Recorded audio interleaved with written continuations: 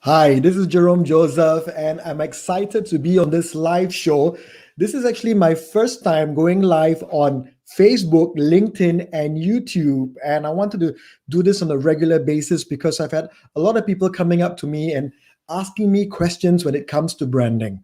So if you're watching this, and you could be watching it at any time in any part of the world, please feel free to email me. There's a link down here.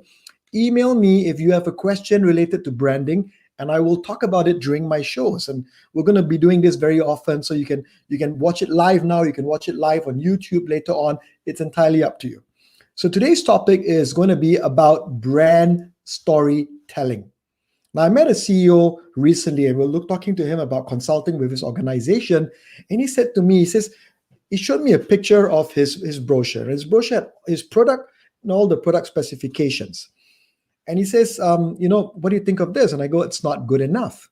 He says, why is it not good enough? Because it tells me about the product, but it doesn't tell me about your brand. It doesn't tell me your story. Why I should believe in you, and what is it that makes me want to connect with you? I said, in essence, you are missing a very strong emotional angle for your brand and your products. And he says, how could I do that? And I said, there's one powerful way is through brand storytelling. Brand storytelling, he said. Brand story. What's brand storytelling? I must tell stories to my customers? I said, yes, it is. It's about telling stories to your customers. So today's question is about the importance of brand storytelling. Why do we need to have it? How do we use it in our organization? What are some strategies and ideas around how we can create powerful stories? So let's get straight to the point. Brand storytelling is really about the power of using stories and connecting those stories with your brand messages, your brand personality, your brand values. Now think about that, right? Think about the time when you were young, and think about some of your favorite stories, right?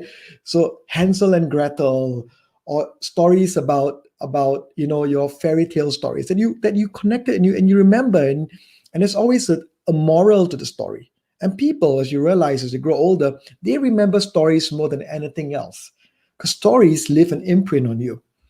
I remember giving a speech last year to an audience in Indonesia. And as I gave this speech, and I finished, about 500 people in the room, when I finished that speech, and I had it was about branding and brand strategy, I ended my speech with a powerful story. Now, when I finished it, people came and talked to me.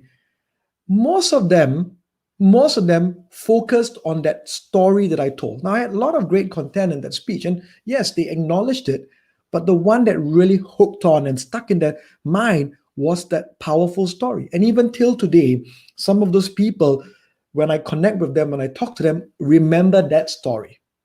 So the power of storytelling is something that should be used as an advantage for your business. So if you're an SME business owner, for me, or you're an entrepreneur, please think about stories that you can use. So the question is this: what are some of the stories that I should be telling? Well, there's a whole range of stories you could look at, right? So you could look at stories from an external perspective or even from an internal perspective. Let's talk about external. So when you think about stories from an external perspective, you could tell stories, for example, about you. If you're a CEO, if you're a founder of the business, a story about you. What made you do what you did? How is that going to impact the lives of the customers that come and do business with you?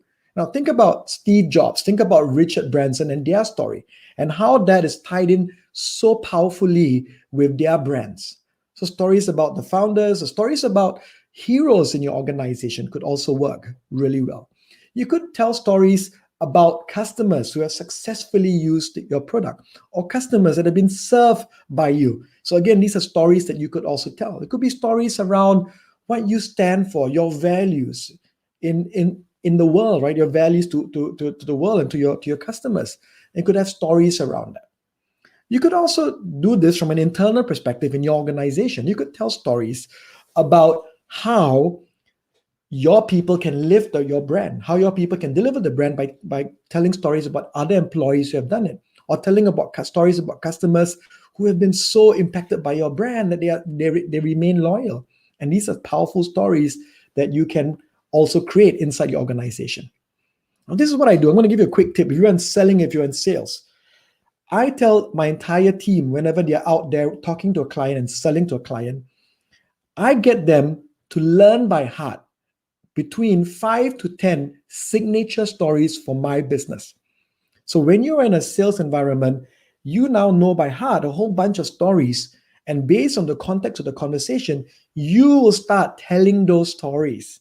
And because they know them by heart, they understand those stories, it's a very powerful way to kind of reinforce the messages in our sales process. And so that's a tip for you. So once you have created these stories, I highly recommend that you spend time creating a story bank of the different stories in your organization. You now need to ask yourself, where can I use these stories? So, of course, you can use stories in the brochures.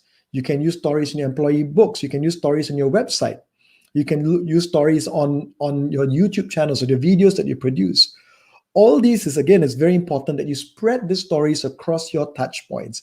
I worked with organizations where we spend time creating story banks, so an entire bank of stories where they pick and they choose and they use these stories across different touch points or across through different people in the organization.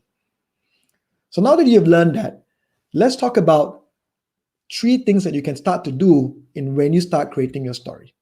So the first thing that I want you to start thinking about is when you start creating a story, is that every story should have a structure, meaning that it should have a beginning, a middle, and the end.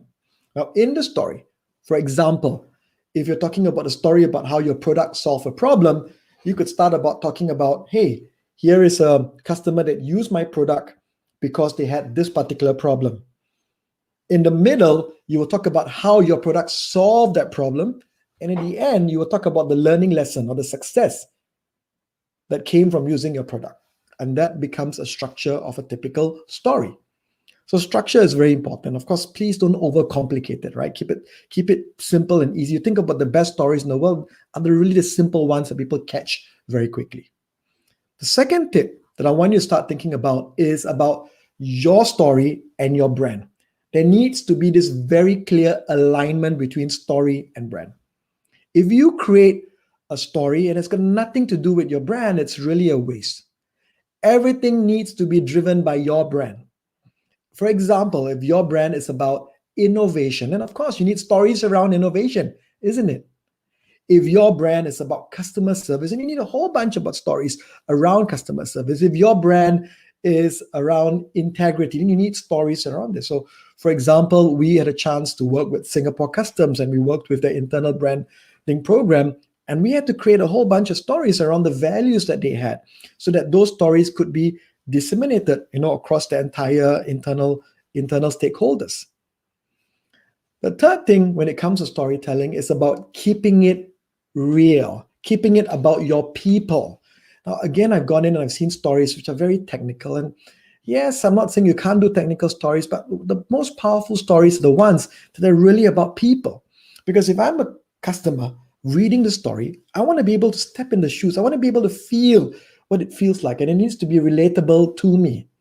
So in this current climate of COVID, there are so many stories. Now, within my own organization and within the clients that we are working with during this period, we have told them to say, let's focus on your people.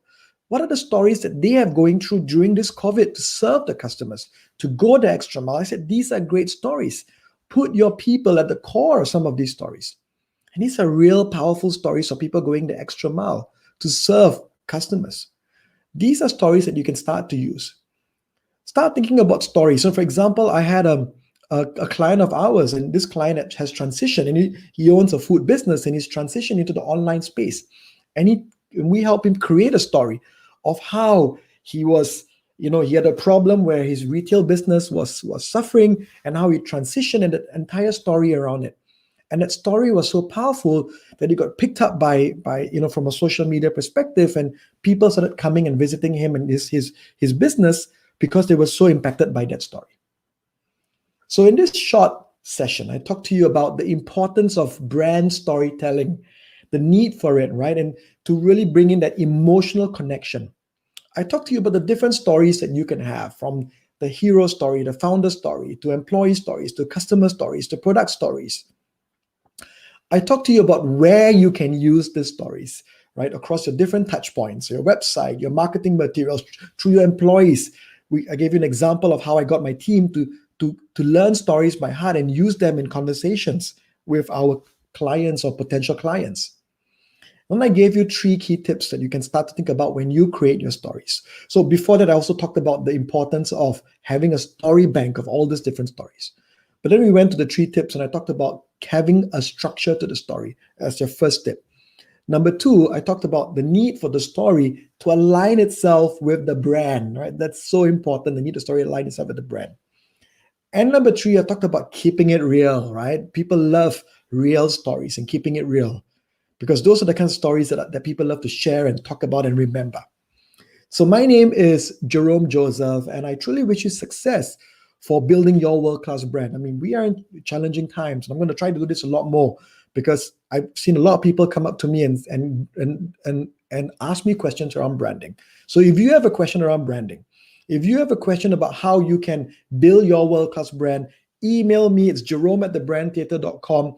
You can drop me a personal message on Facebook as well. I would love to answer these questions in sessions that I'm going to be doing like this over the next few months. All the best and best of luck, and thank you for tuning in.